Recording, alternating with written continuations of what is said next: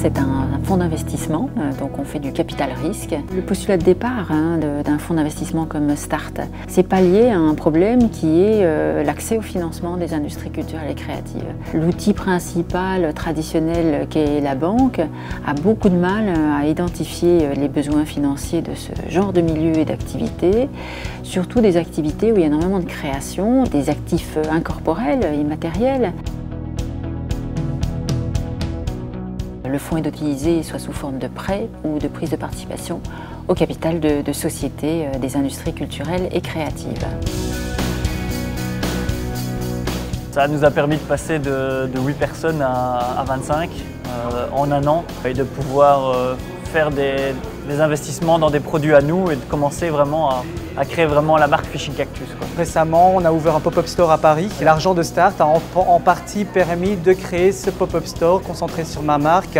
Cette dernière année, nous avons, depuis un an et demi, eu quelques très belles réalisations en international, à Chicago, à Montréal. Là, on va être sur Prague pour un autre type de musée.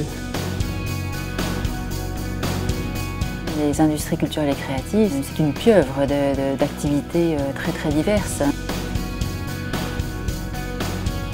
La créativité, elle doit percoler dans toute l'entreprise et donc aussi dans d'autres matières. Oui, il faut absolument élargir le champ de pensée à d'autres matières que ce qui est soi-disant reconnu comme étant purement culturel. Dès le départ, on s'est dit qu'on s'inscrivait dans un milieu, dans un écosystème existant de différents opérateurs. Donc l'idée est que Start apporte quelque chose en plus, non seulement à un milieu, mais aux entrepreneurs de ce milieu-là. C'est un accompagnement qui va au-delà de simplement l'aspect apport d'argent. Et c'est assez rare, je pense, aujourd'hui.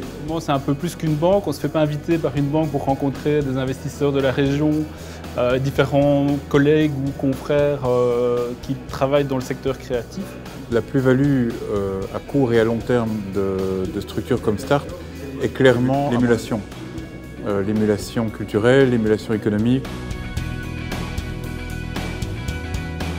Vraiment des pionniers, un modèle qui est regardé de très près, qui nous est envié. Il y a certainement un travail à faire sur des investisseurs qui seraient à mi-chemin entre l'investisseur traditionnel, qu'on voit dans les startups de technologie, et puis un mécène.